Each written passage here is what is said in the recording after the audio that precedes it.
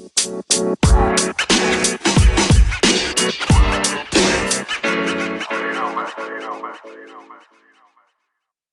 what's up, y'all? It's your girl, Yanique Love, BKA Buttercup, BKA Baby Bop. We are recording live from the best city, Brick City, in New Jersey.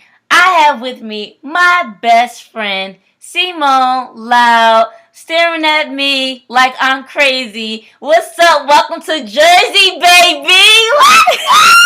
Yo, I didn't even get to introduce myself. Like, that was the longest introduction you've done since we've started Truth Carpet. Like, where did that energy come from? Wait, I know what it is. It's me. Yeah. You trying to show out because I'm here in person, right in front of you, because we know for a fact we are not recording from the best city ever. Oh, yes, we are. We're not in Oakland, so...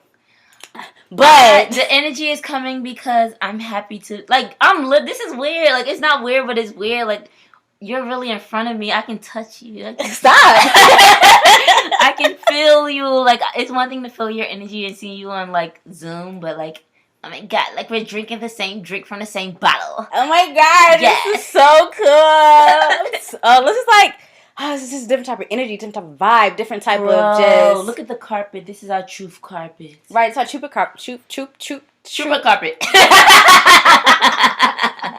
Truth carpet for the day. Oh my goodness, my lips got entangled. All right. Your lips got entangled. Anyway, so aside from me being excited to see my best friend, I am in good health. I thank God for being alive and just getting through this week with my best friend. But how do you feel? How are you feeling today? I'm excited. I feel wonderful. I feel like the way that life is right now, aside from the craziness of the pandemic and these crazy weather that we have been having, and also the fires back home, life is still good as far as like for me personally, and ensuring that my mental and physical health is intact, and constantly praying and meditating and making sure that me and those around me are aligned with what we have coming into our lives. Okay? Okay. But yes, this is exciting. Oh my god, this is like a whole different vibe that we've never had. Whew. Oh my goodness. Okay. All right, so Simone, you know I never do it well. I'll leave it to you to give them the show rundown.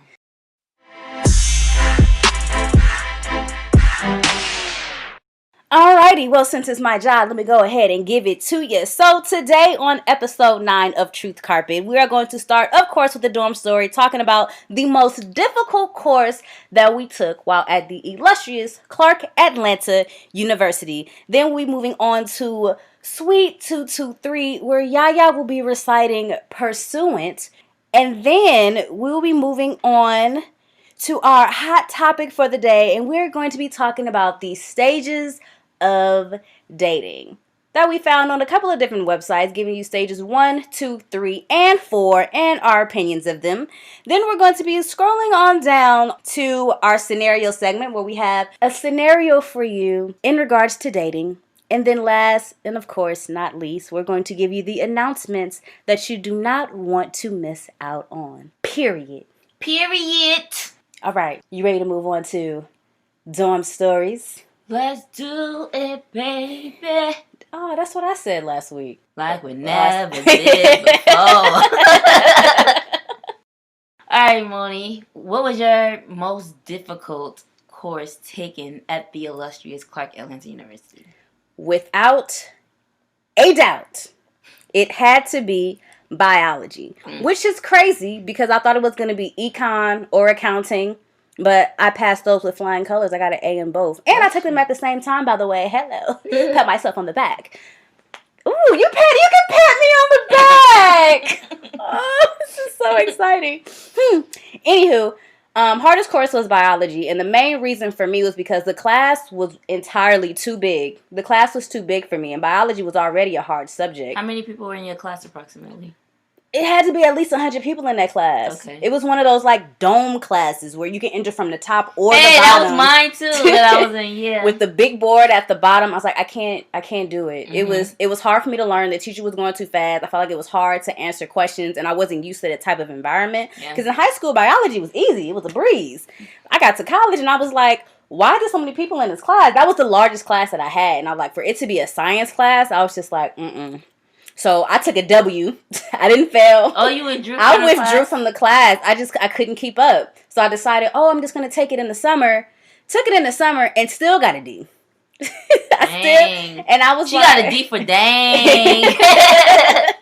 I got a D, and I had the option of going back in the fall sophomore year and taking it again. I was like, you know what?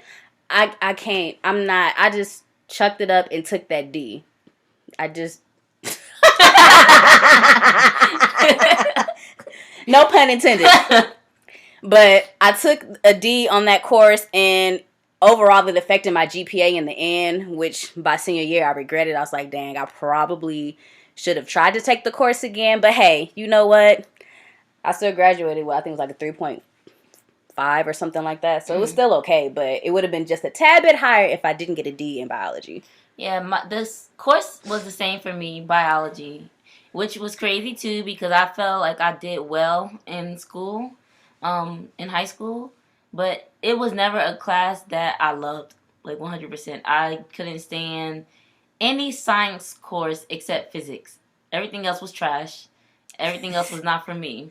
So I took the class, and I didn't think to withdraw because I was like, okay, my friends are in this class, you know. I thought we were studying the same or whatever, so okay, whatever, I'll just skate through this.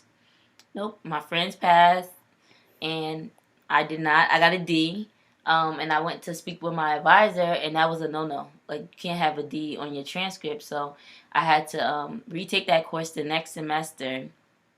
And that was the only class that I felt like I was in, and the professor didn't even know me. Like, my other classes were small, maybe like a max of 30, max 30. I also came from a high school where there was like 20 of us that graduated in the graduating class. So our classes were 15 of us in one class together. So I've grown up with these small classes, like one-on-one opportunities to learn and everything. So biology was just not for me, period. And then I didn't also have that like extra opportunity. And did I go to studying sessions? No, I did not go to study session. I didn't even try to help myself. Right. So I did. I'm gonna be point blank honest with y'all. I went back to PC and I was like, yo, like, how did y'all grasp this? What tools did y'all use to pass? Because she was the friend that I was in the first time I took it. She was like, girl, the test online. So I went online and I searched the test and I skated and I got me my B. I think I got a B plus or something and passed the class. Okay. Yeah. I didn't want to, do exactly what the test online said and be obvious that I was cheating. So I ain't like, get A plus. But we ain't even had pluses. Sorry, we only had A, B, C, D, F. So, yeah, I skated through biology and I hated biology. Oh, look at that. We had the same difficult course. Same course that we hated. I'm glad I only had to take one science course because if I couldn't do biology, I for damn sure know I wouldn't have been able to do chemistry. No, thank you. For everybody else. All right, y'all. We are going to dive into our next session, which is Sweet 223. Yes.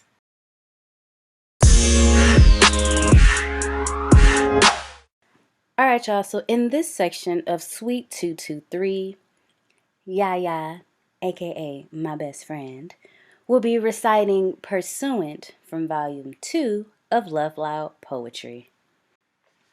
Pursuant. I'm scrolling through our messages, trying to peep where the best of this was birthed.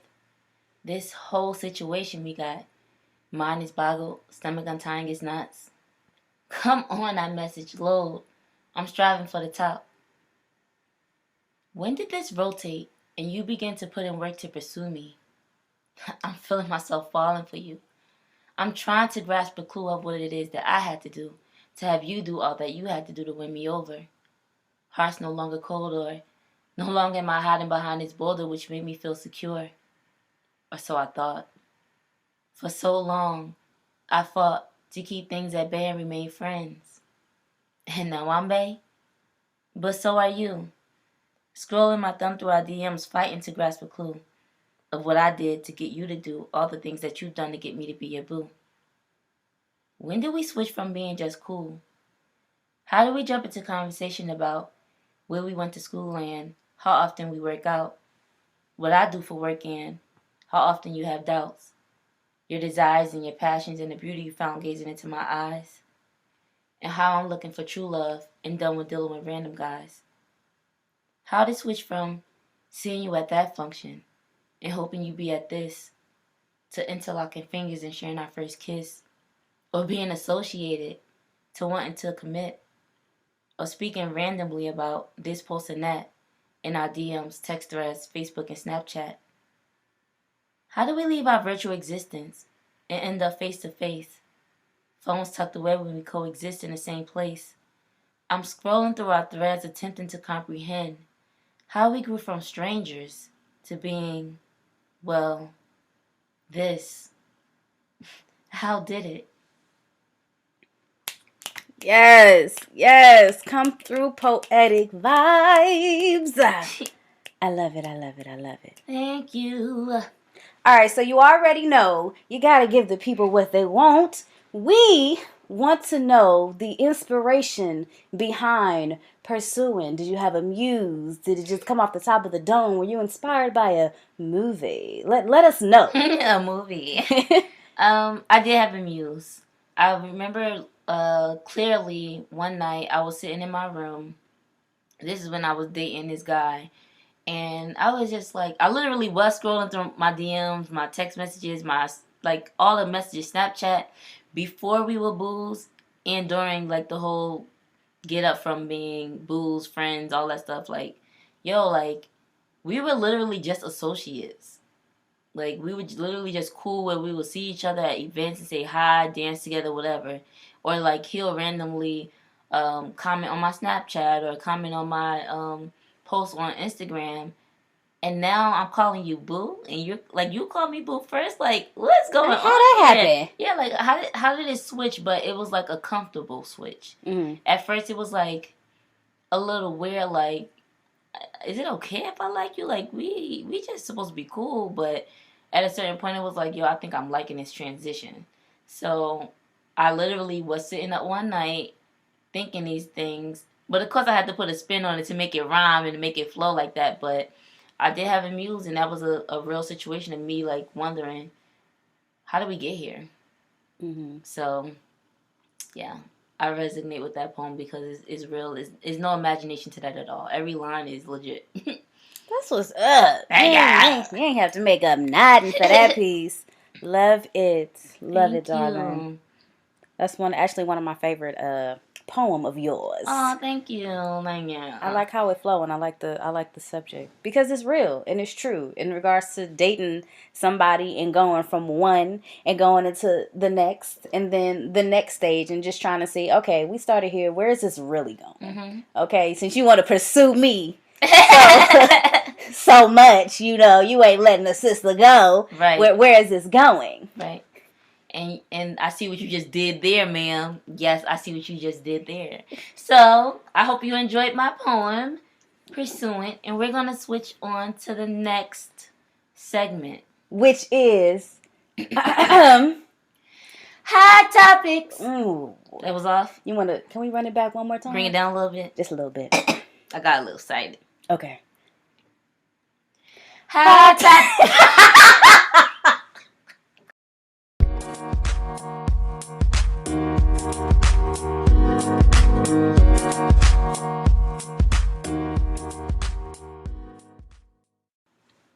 Hot Topics.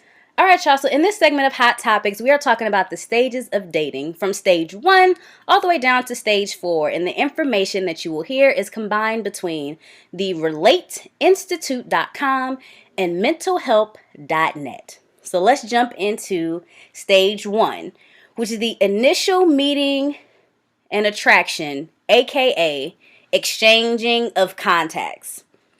So, dating relationships have to start somewhere. The initial meeting may take place over the internet, through friends, in a church or social group, at a party or a bar, or any one of a myriad of many different places.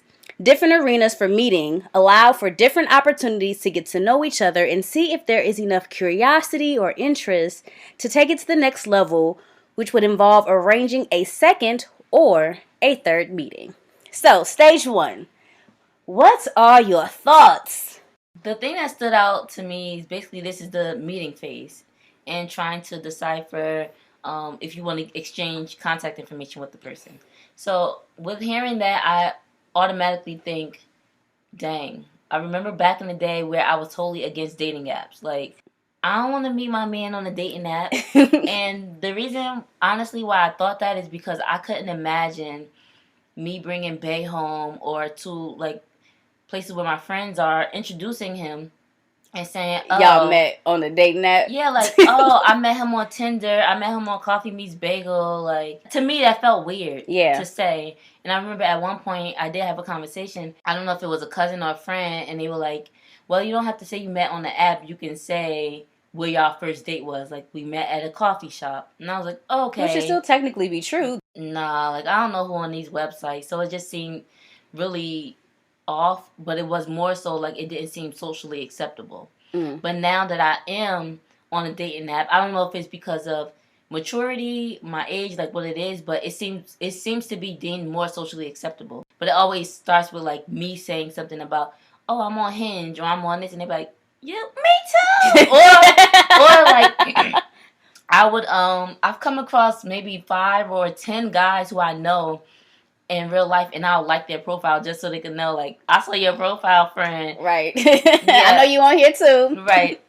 But, like, so now I already said it, now I am okay with having, being on a dating app, and I have had some matches, and I had a few dates or whatever, but I still would prefer, like, if I had a preference, I would prefer to meet my person, at, like, the gym, going for a walk, at the grocery store, doing laundry, like everyday things, a friend's gathering. Mm-hmm. That's what I imagine. That's what I would like to meet my significant other. But if it doesn't go that way, obviously, that's fine. The problem that I've run into with meeting people in person is that I, not on purpose, have the resting bitch face. And I've been told this by people who were attracted to me, and they became a friend, like, or they were like, somehow later in the night they gained the courage to say something to me. And I've been told this by a coworker, like, to the point that I told my coworker, let me know, so she'll be like, you doing it? You're doing it. And I'm like, I don't feel right it now. Yeah, like, I don't feel it, and I'm not meaning to do it, so please let me know so I can start to recognize that I'm doing it. But it's either I come off mean, so the guy thinks that I'm attractive and want to talk to me, but he think I might snap. Or then I also had it on the other end where the guy says, you seem like you already taken. Whatever that means. How I seem like I'm already taken with no ring on my finger? What exactly. Whatever that means. I don't know if it's a line that they give or whatever, but whatever that means. I remember I went to one event and one of my girlfriends was like, oh, you came here looking like a whole wife. I did look good. I said that. Like, you came looking taken. Yes, I looked good, but bro, like, shoot your shot. You don't know if I'm taken or not if you don't ask. Maybe that was his line. Maybe that was the best thing he could come up with at the time. You look like a whole wife. That is true. Like maybe his whole wife line was like, you know, a whole snack. You like a whole a whole snack. But, you know, he was like a wifey stack. You know what I'm saying? So that was like the best thing he can come up with at that moment. He was just so mesmerized by your style and your grace. And he was like, ooh, there's a possibility I could put a ring on it. That's you know what I'm saying? That's true. But for me, now hearing you say it, okay, I'll take that point. But prior to it was just like, so because you're assuming that I'm taken, you don't want to come and say anything to me.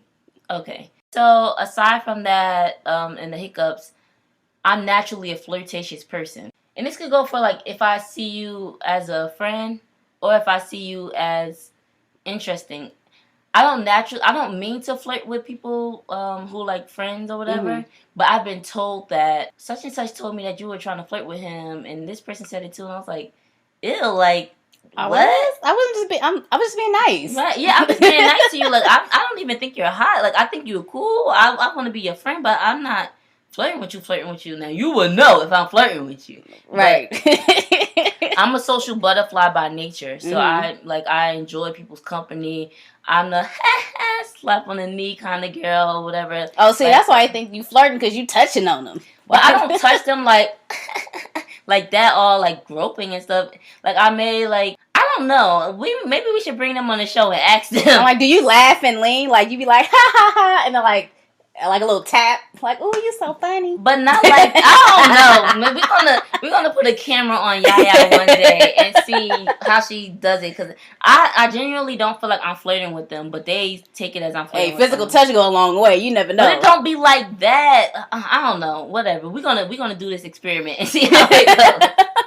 But yeah, I just be like, no, not you. I don't like you. I like your friend. I like the other person. Sorry, wrong vibes. Yeah, wrong vibes. Oh my gosh, what about you? So, I'm a weirdo when it comes to being attracted to someone. It's just like, I can have casual conversations. I can talk. Mm-hmm. We can chop it up. We find out we have things that's, similar in our likings and interests. But when I see somebody, I'm like, oh, I want to pursue him. I'm not as talkative no more. And it's just something in me. I be like, I can't just walk over there and be like, hey, I just wanted to come tell you that you are a very handsome man. And I would love to go to lunch with you one day if you would let me have your number and we can link at some point. That's a nice line. I know. I feel like a guy would love that. But there's a part of me that's I would love that. I feel like there's just a part of me that's just like, oh, girl, don't do it, girl. You're going to get shut down. So that's just like the shy part of me. But I'm really like I'm a social and I'm an outgoing person after warming up for about 15, 20 minutes and observing the environment. But, because sometimes somebody has to walk up to me and break the ice at times. Yeah, but me too. Depending on the environment. So, one time I did actually build up the confidence and walk up to a guy. We sparked a conversation. Like, we were having a good time throughout the night. So, I was like, hey, I would love to keep in contact with you. Maybe hang out outside of this event. Mm-hmm. You go, girl. You go for doing that. He shot me down. Shot me down, and I thought I was smooth. I thought it was cool. I really thought he was gonna give me his number, but he was open and honest. He told me how, what, if you give me your number, you text me, you most likely not gonna hear back from me. I have so many text messages I have yet to return, and he shows me in his phone a ton of text messages that he hasn't returned from females, and I was just like, okay, well, I appreciate you being honest. Like, yeah, I'm not really looking for nothing right now. I'm like, damn, I wasn't asking for us to get married and have babies. I just wanted to hang out. Like, we could have just been friends. I feel like that's probably how guys feel, too. I was like, dang, this is what guys go through. And I have yet to try to pursue another guy after that. I was just like, Well, I wouldn't take that as a shutdown, though. Like, I would just take it as he told you from the get, like, I don't even want to waste your time. But I get from you taking your 20 minutes to observe, and then you finally gain the vagina to go up to him and say, hey, what's up? I'm feeling you feeling me? He like, nah, shorty, I don't even respond to these other 50 girls, so I ain't even gonna put your number in my phone. It's like, dang. I really did. I appreciated the honesty, and I was like, dang, the one time I decided, let me just go ahead and act and offer it up. It's probably one day I will try again. Don't know when. But one day. Let's not say that I won't. Because I prefer to be approached. I don't know. It's just something about a guy coming over and actually sparking a conversation. But it's like that initial interaction that I have with him that tells me, all right, he seemed like he cool enough for me to go ahead and like continue this conversation and maybe down the line give him my number. Because sometimes some guys will approach me and immediately I'm like, oh, hell to the no. Your approach is just not it. Hey, yo, what's up? Ugh. I don't like that. I don't like that. You gonna give me them digits? You gonna give me your number? Can I get your number? Can you? You're not gonna ask me my name at least? No lie. I was walking down the street one day and the guy was like, "Yo, take down my number." What? Why would I randomly like pull out my phone? Like, yeah, I got you. Shout your digits from across the street. I'm gonna call you right now. Like, absolutely not. No. I'm trying to holler. Literally. Clearly. No, thank you. I'm not interested. And some guys get offended when you tell them that you're not interested. Which is, It's just something I don't Well, like go that. ahead with your little dusty weave anyway. Nobody wants you. But you wanted me in the first place. That's why you tried to get my number to begin with. Like, or were you just trying to see how many numbers you could get in a day? You ain't gonna get no numbers with that attitude. Get out of here. What the fuck? I mean, woo. What's wrong with you? Sorry, that struck a nerve with me. You see.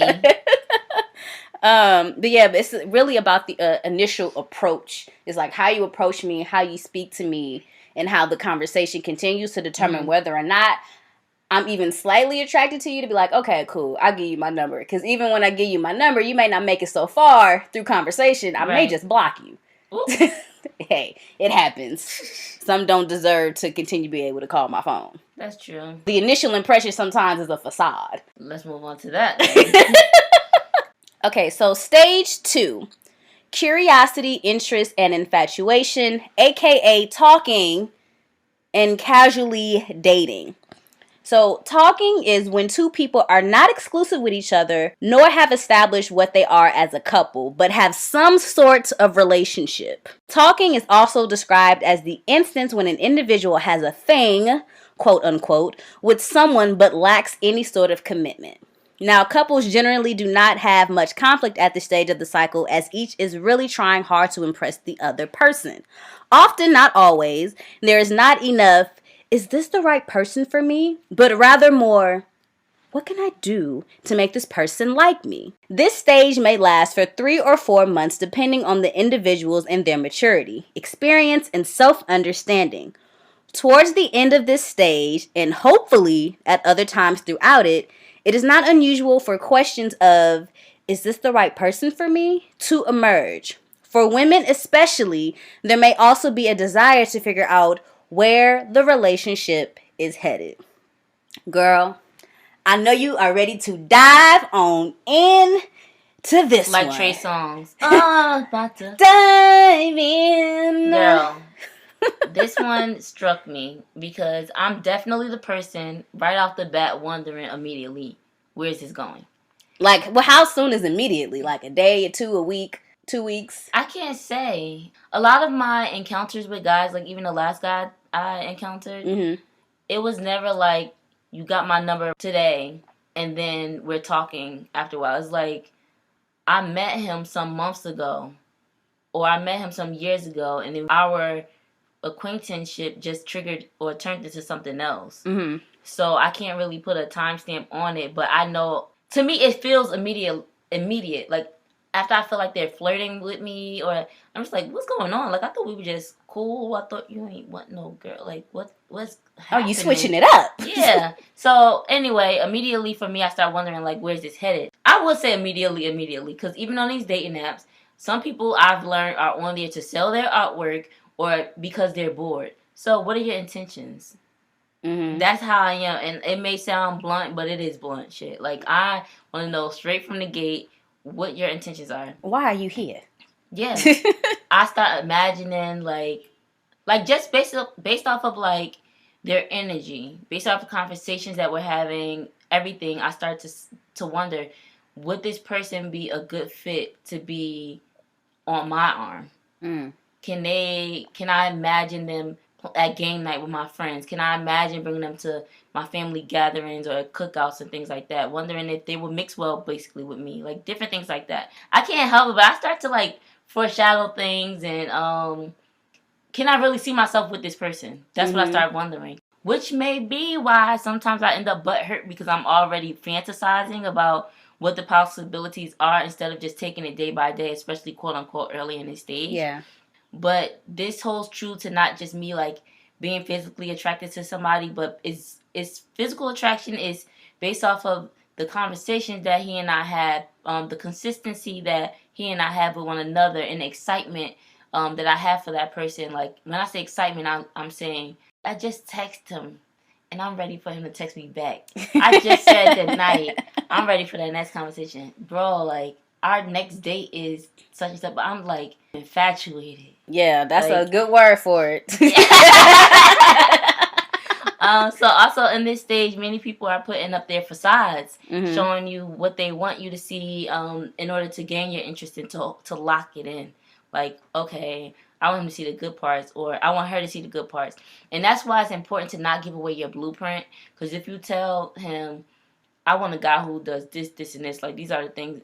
Okay, girl, thank you for telling me the notes. That's what I'm going to show you. And it's easy for them. They can show you for 2 weeks. If that's all they need is 2 weeks. They can show you for 7 months. I've had a guy that I dealt with for 7 months. For me, there's no time frame. And that's what triggered me. Like, we're listening to this. It says this stage says 3 to 4 months. Yeah.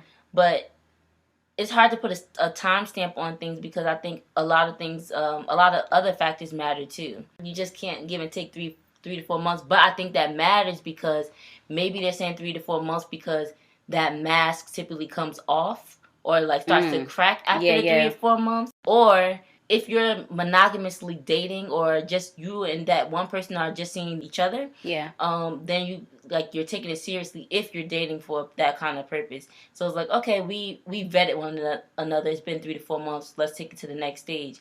But if that person is saying you, Sally, Mary, and Tamika, then it may take longer than 3 to 4 months because he's still trying to filter out juggling and figuring out who but do I really want to be. But then if you're that person that says, you know what, you take it too long, your mask is coming off, whatever it's the reason, then that could be a good filter. So maybe that is why they put the 3 to 4 months. Yeah, that's my take. What's yours? Girl, the last time a guy even made it past the attraction stage to quote unquote talking to me was almost 4 years ago. And that's based on what I consider someone I saw myself potentially like dating and being in a relationship with. Okay. I've been on dates here and there with other guys, but it was never anything that went past 2. Lucky if they went past 1. Dates. I just, when I'm sitting across from them and like having these conversations, I'm just sitting there like, I'm not feeling you at all. And I'm not going to waste your time by wasting your money and just continuing to go on dates with you just so I can eat. I can cook for myself. I can provide myself with a meal. Like, I'm not about to just keep going out with you just because you're taking me to nice places. There's even been dates where, one in particular, I'm sitting on the date with this guy, and all he did was talk about himself the entire time.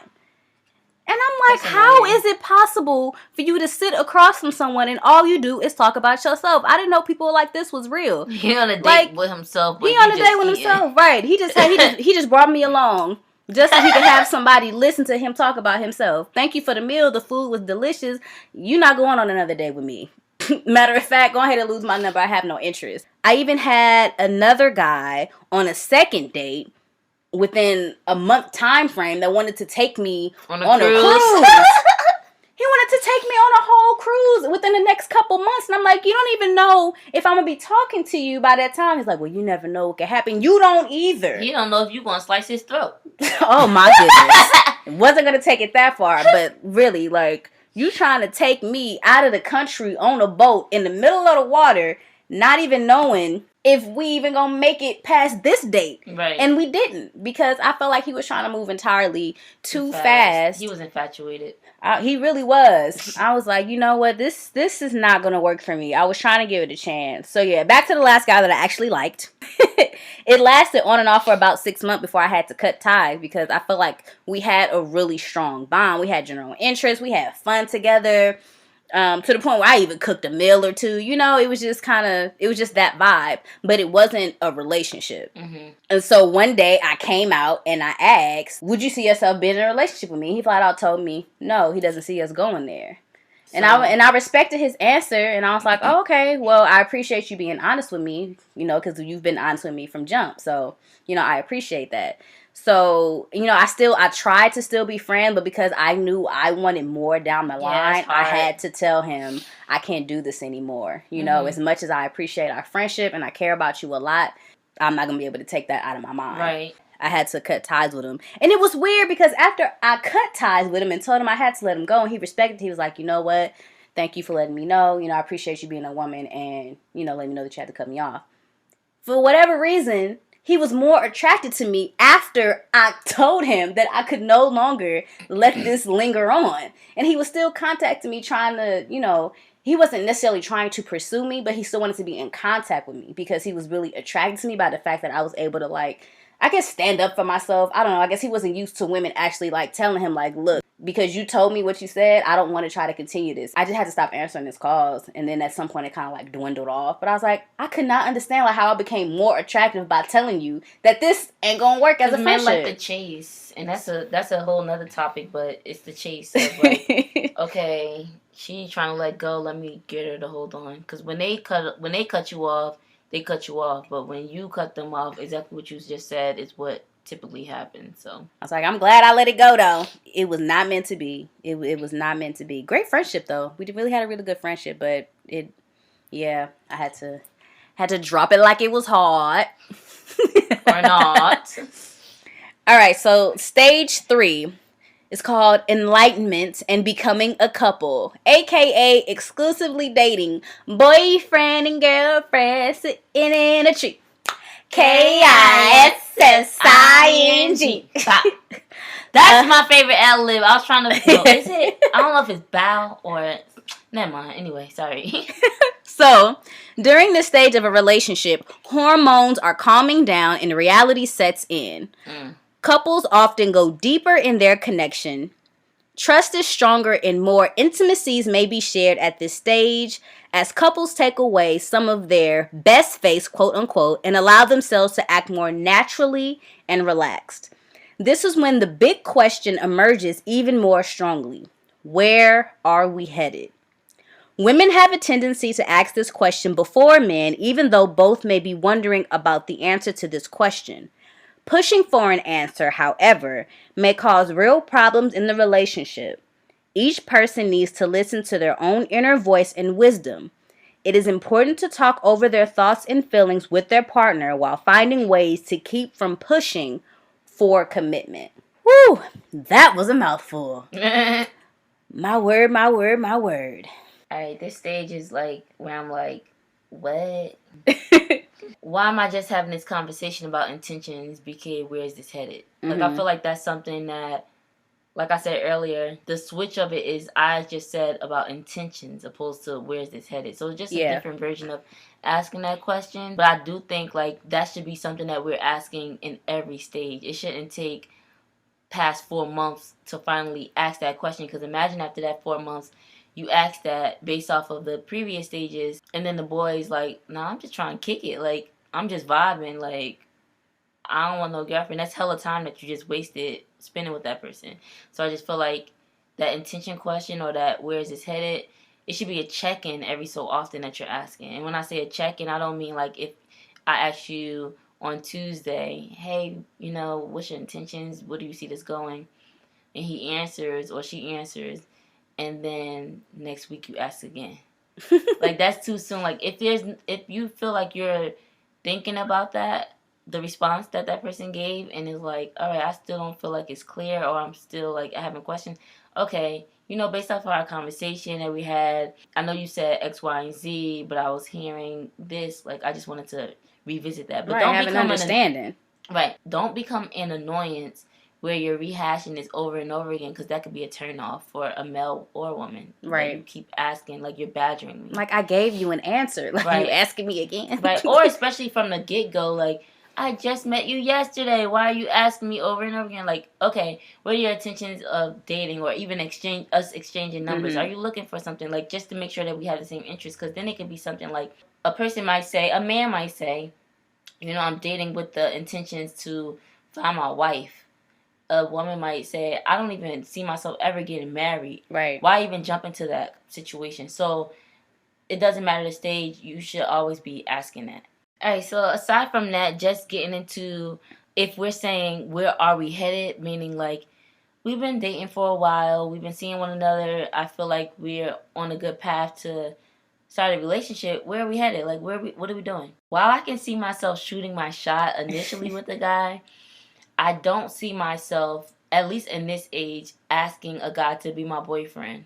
I honestly, like, looking back, I think that was instilled in me from people in my life, whether it's girlfriends in my life, guy friends in my life, or boyfriends that I've had. I remember having a conversation with one of my boyfriends from the past. I was like, you know, what would you say if I asked you to be my boyfriend? And they let me know, like, that's not your role.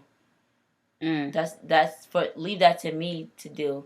And then girlfriends said the same thing, and guy friends like, no, like, chill, don't ask him. You need to let him ask you. That's a woman. That's a man's job to ask you to be the girlfriend. Now, if you want to shoot your shot, ain't nothing wrong with a woman shooting her shot. But as far as like taking things to the next level, it's always seen for a guy to do those things. But I wouldn't judge anybody if the girlfriend was the initiator of saying, you know, we had a conversation one day. I sparked it and asked him if he could see us in a couple as a couple, and he said yeah. And I asked him if he would be my boyfriend. He said yeah.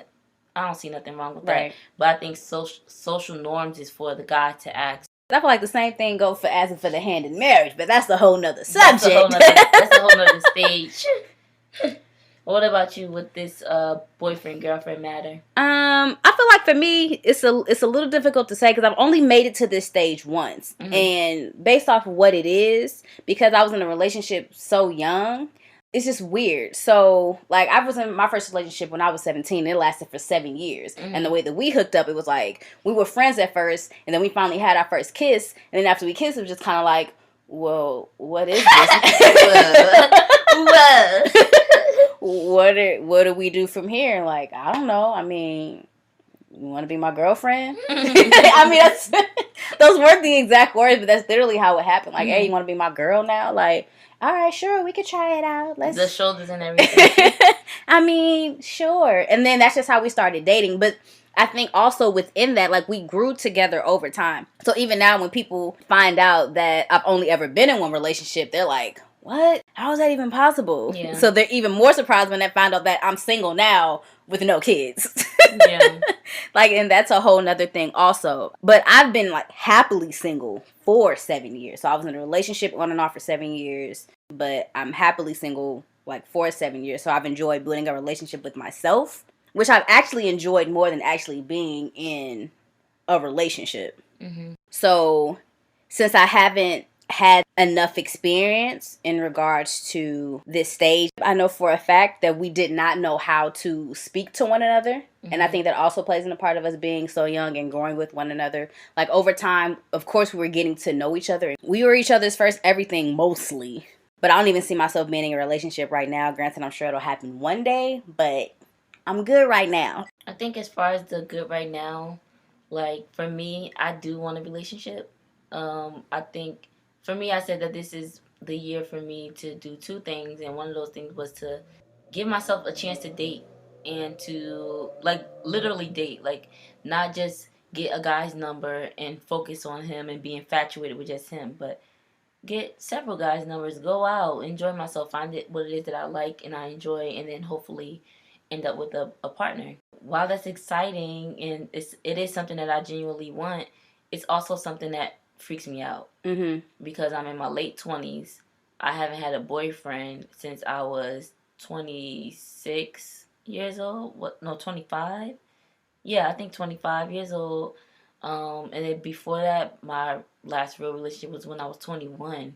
So I don't really have much experience. And then even with those, I had my own space. I had my own everything. Like, I still took care of myself. I had never had a man pay my bills. I never had a man who I had to share space with, clean up, like, all these things. So at this age, and because I am dating for longevity, it kind of gets a little nerve-wracking, like, yo, like, when I do get a boyfriend and it does last, like, I'm going to have to really care about this person. Right. I'm going to have to, like, split stuff. When I get married, I'm going to have to share a closet. Like, what the heck? I might have to call out sick because he's sick and I have to take care.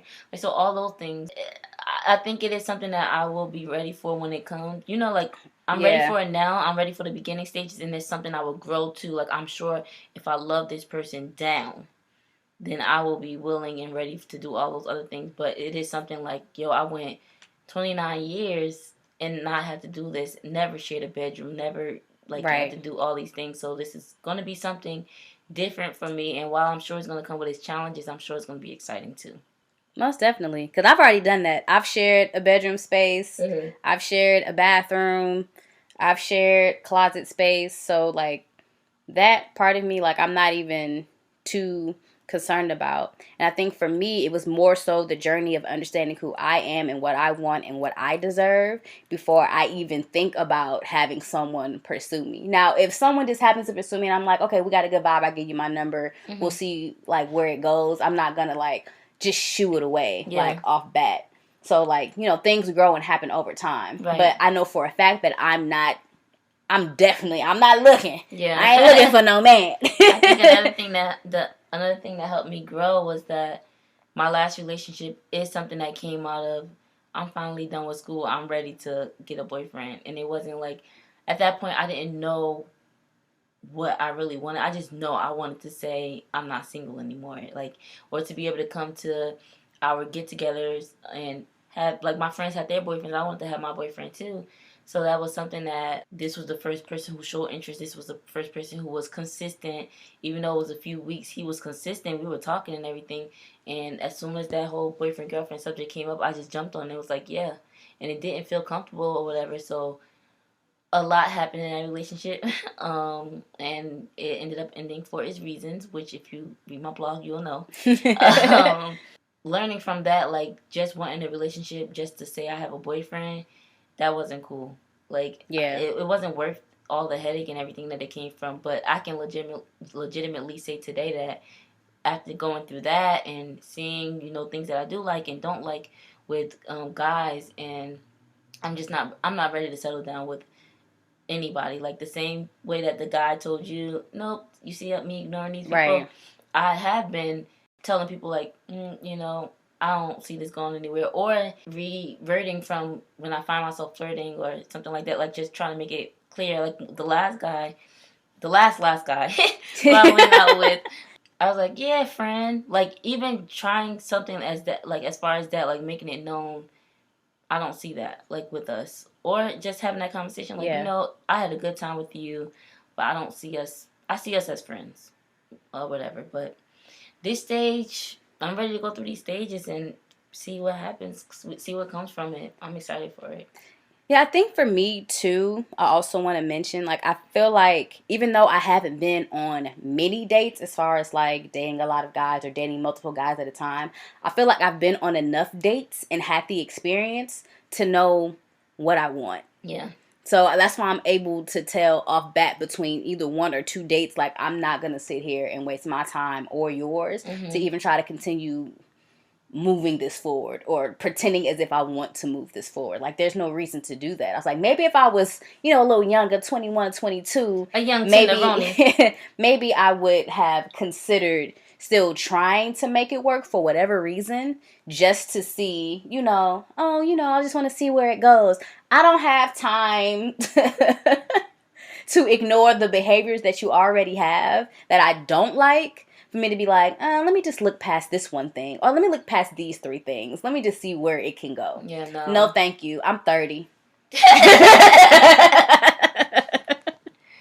All right, so stage 4, commitment or engagement, aka seriously dating and putting a ring on it. If you like it, then you should have put a ring on it. Hey. At this stage in a relationship, couples should have a good understanding of their partner's values, lifestyle, and goals for the future. There should be a relationship with each other's family and friends. Open and honest conversations should be happening as couples plan their present and future together. Questions about children, finances, careers, future goals, and lifestyle should be discussed more fully. Differences are normal, and couples will learn about themselves and their relationship as they note how they handle these differences with each other. This is also an important stage for couples to use to evaluate the relationship and their ability to be part of an emotionally intelligent relationship. Engagements can be broken much more easily and can clearly be a better decision than getting married and divorced. Word.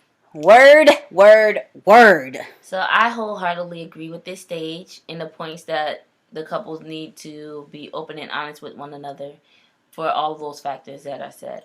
When you think about spending the rest of your life with one another, you're sharing, you're becoming one. Even though some couples may have their own set of, like, you have, you know, your married friends and all this other stuff, or your friends that you hang out by yourself, or some people have, you know, joint accounts and separate accounts, but you still are sharing a life with somebody. So in preparation for that, I don't want to become married with somebody and then find out you got a poor credit score. You don't want to have kids and I want to have kids. You don't like my dog, so I got to get rid of my dog because we live together. Mm-hmm. We don't have the same morals. Like, just all these things that matter in life. Yeah.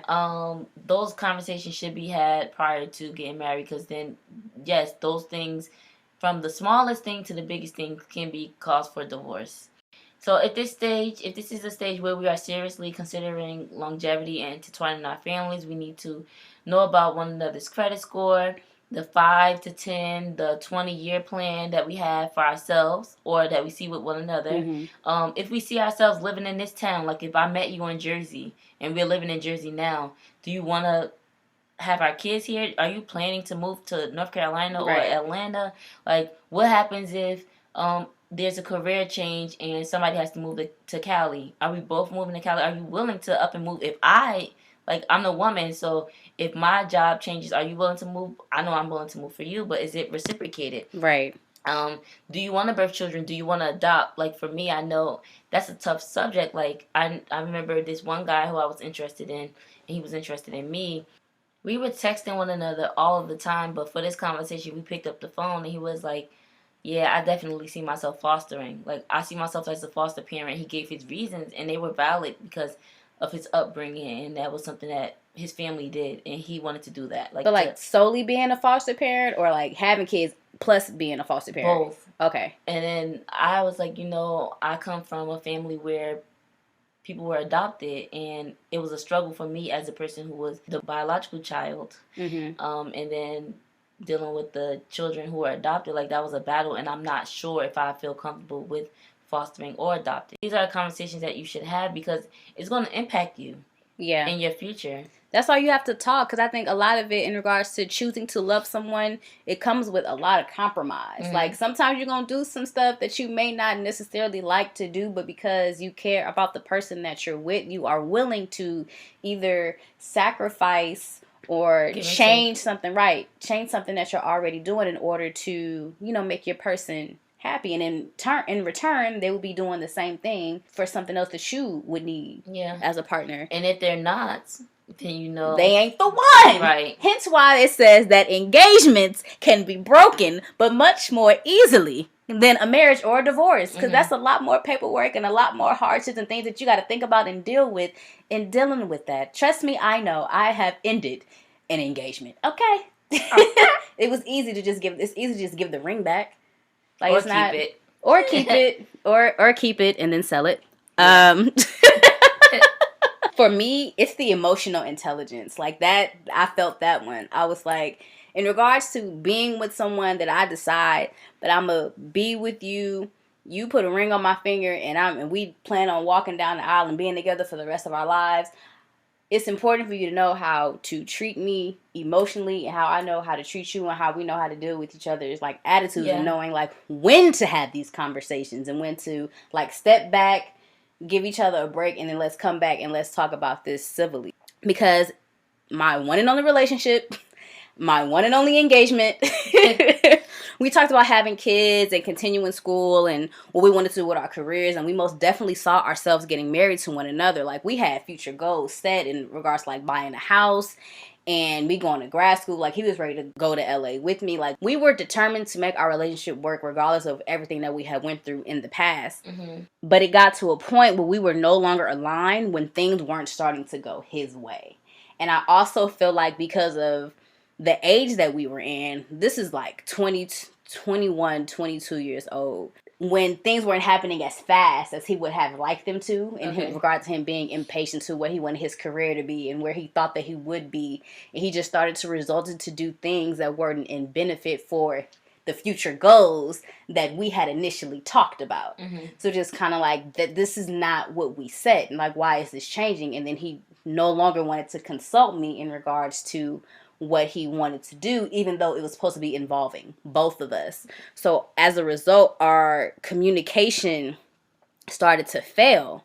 And ultimately our relationship ended, and I was in deep. Like, I was legitimately like researching, trying to plan the wedding, and it was up to the point where the engagement party was already set to happen. Mm-hmm. I believe that everything happens for a reason, and I honestly don't believe it was meant for me to be married at that time. Both of us needed to take time to understand who we were supposed to be as adults. Granted, we were growing together, but we hadn't had that experience. We had an idea of where we wanted to go, but we didn't talk about finances. We weren't guided in those things. We didn't talk about credit scores. We didn't talk about paying off my financial aid and the school debt that I had. And those are all things that's important, exactly, because that's going to impact him too. Mm-hmm. Like, even as far as like if somebody has had their own children and you get married and that person is on child support. Now you marry them, you on child support too. Right. That they're gonna put y'all money together and then say, oh, you just went from having to pay $250 a month for your child to $1,000 a month because y'all joint salary is y'all can pay that. Right, because we were having small issues to the point where it's like, I let you hold my card and you use it, and I check my account, but you didn't tell me that you used my card. It's not ours, it's still mine. We're not married, and even if we were married, I would still expect you to let me know, like, hey, I need to use this card for this. Like, the communication is important, so I know for a fact that our communication was very lax. It was not as strong as it needed to be for us to even consider being married. I know for a fact that I would like to build with someone at some point. But like I said before, it's not my main focus. When it happens, it'll happen. I'm just going with the flow and letting things flow as they may, because I know that by the time someone does officially want to take me off the market and put a ring on it, it will be worth the wait. So whether I just happen to be 32 or 35, God willing, it's not that long. But if it does just happen to be until I'm 35, then hey, I'll just happen to be 35. But I know I'm going to end up with someone that is worth the wait up until that point. So while I'm working on myself, I pray that whoever my future husband's supposed to be, he's working on himself also. So when we meet and align, it'll be perfect timing. And I will have no doubt that this is the person that is meant for me to be with. Granted, we'll still have our disagreements and our arguments, but we'll have ways to communicate and talk those things out. And it won't be a doubt in either one of our minds, like, okay, you know what, this is the person I'm meant to be with, and I know how to handle their emotions and their attitude, and I know how, they need to be cared for. Like, that's what's important. So I may have only made it through stages 1 to 3, technically kind of 4 because I was engaged, but by the time I make it all the way to 4 all over again, it'll be worth it, because I know dating, it makes me cringe. I want to find a better word, but it's just the fact of knowing that, okay, I get to know you, and I'm going through all these months of like, okay, is this really who you are? Like, just going through all of these stages and meeting your friends and meeting your family, and then I'm like, by the time I do all of that, are you the person I'm supposed to be with? Just because you introduce me to your friends and family don't really mean anything. Yeah, it's just they'll lie for you too. Right, so it's just like, oh my gosh, it's just.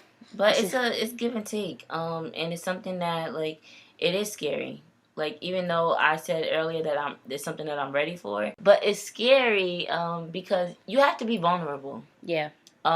If you're really serious about it, you have to be vulnerable. You have to be willing to put yourself out there. And then at the same time, if you end up meeting somebody who's a facade and they're just trying to win you over for whatever reason, just know that you gave your best. And just pay attention to when there are red flags and there are yield signs, that you pay attention to that and not pay attention to the infatuation of it all.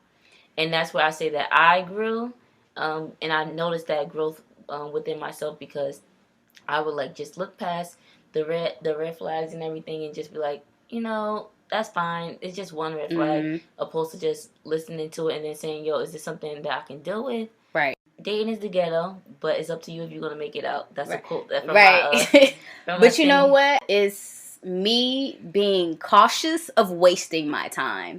You never know if you're going to. That's what I'm saying. That's why I know in the first or second date, it's just kind of like, I'm not taking this chance. You're giving me a vibe that doesn't. Damn it, I can't think of the word. Not resonating. That wasn't the word. But you're not. It's not a vibe that I like. That's not what I want to say. But I just know based off our conversation that I should cut this off. Well, it's like I said, it's give and take. You never know what you're gonna get, and once you find that person or that man finds you, just like you said earlier, it's gonna be worth it. Mm-hmm. All right, so let's move on to our next topic. It's scenario time. Here we go, yo. Here we go, yo. So what's the scenario? Hey. I just have one question.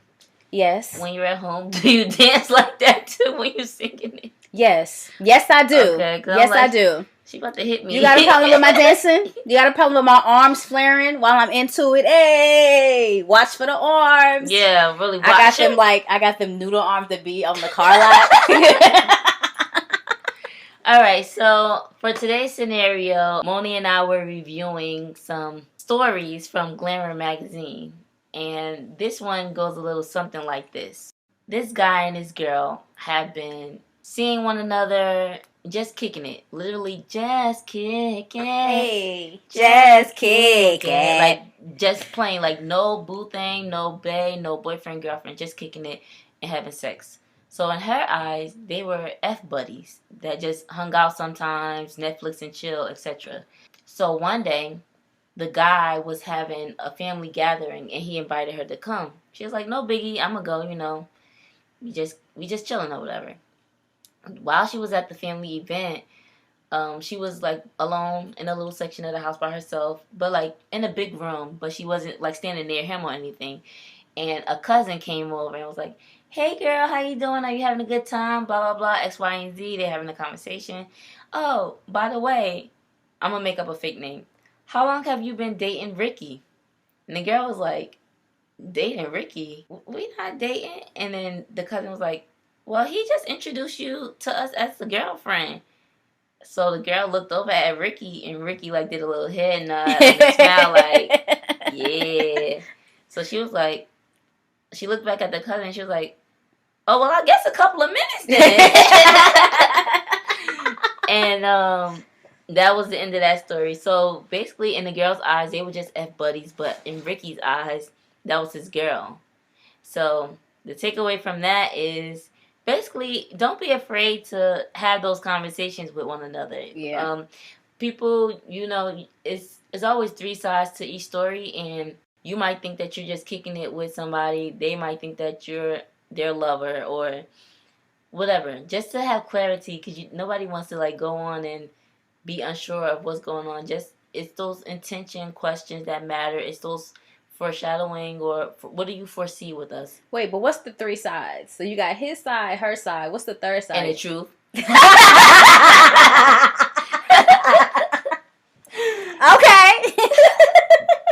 But yeah, that's that scenario, girl. Like I can't imagine me in that situation. Like I don't even think I would say that was funny. Like it was funny. A couple of minutes, I guess, but I would have been like, I think I need to speak to Ricky real quick. Right. Like, now that I'm thinking about it, I'm like, how would I respond? Like, yeah. I'd be like, where's your restroom? For real, like, I was like, well, me and Ricky gonna have to talk about that because we have not had that discussion as of yet. Right.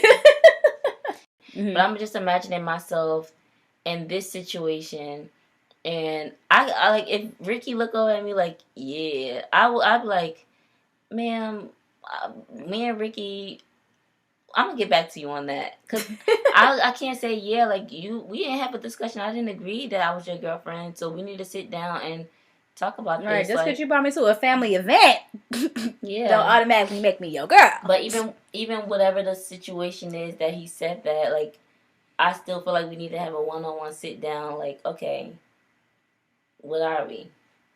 And I know typically girls get labeled for bringing that up all the time, but you're just not gonna just pop up and say, "Oh, that's my girl." Like, I am really right. You want me to give up all these good qualities? I didn't even tell my other bulls that I got a boyfriend. Like, you messing up my game. Hold up. When is our anniversary? Like, when did this start? Like, you must have decided this when I was asleep. Like, you ain't talk to me. This is in your dreams. This is a dream right now. Okay, now I'm caught up. Okay, we dreaming. Good to know. Good to know.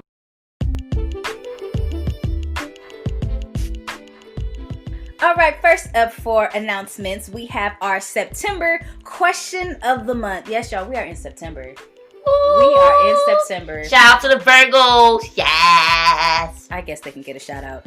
She always trying to play me. But our September question of the month is, what is your ideal first date? That's it. It can be as simple or extravagant as you may want it to be. All you have to do is answer on our website as a member, and you will automatically be entered to win a prize. And if you also answer on our Instagram and you're a member, you'll automatically be entered in twice. All right, and next up, our next announcement is our Spotify playlist / our Wednesday vibes.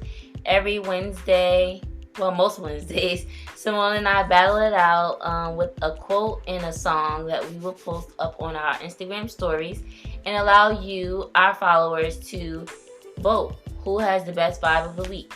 And the winning song will be added to our Spotify playlist. So make sure you follow our Spotify playlist. It's Love Loud Vibes. LOVELOUDD vibes. Ooh, that sounds Is the like vibes with an S or a Z? It's with an S. Okay. Vibes with an S. Vibes with an S. All right. And next up, we want to make sure you subscribe. Oh, yes. To our YouTube channel, which has many videos. It also has our podcast on there. Our answers for our question of the month and many, many more. So if you are not already subscribed to our YouTube channel, make sure you do that. And I'm sure if you're listening to this podcast, you already know what platform to use. But if you're listening to us on Spotify, Google Podcasts, or Apple, you know, we're on several platforms. Right, even on Anchor, you can listen straight from there too. Yeah, so just tell a friend to tell a friend to tell a friend. They might be like, girl, I can't download Spotify. That's okay. You got different platforms. Right, you have different platforms. Ain't no excuse. Even YouTube, we even put them on YouTube. There's no excuse as to why they can't listen. Okay? So thank you all for tuning in to us today. Listen to episode 9. Yes. We hope you enjoyed it, and we will be back in 2 weeks. Yes, we will. Ooh, I like this. Oh, being in person and doing a podcast episode. Don't it make you feel good? Welcome to that best city, Brick City, Jersey. Until she comes to the better city, Oakland. Oh my God. Anyway, thank y'all. Talk to you soon, Lord. Yeah, they'll hear our voices soon. In 2 weeks. You'll hear our voices soon. Bye. Bye, y'all.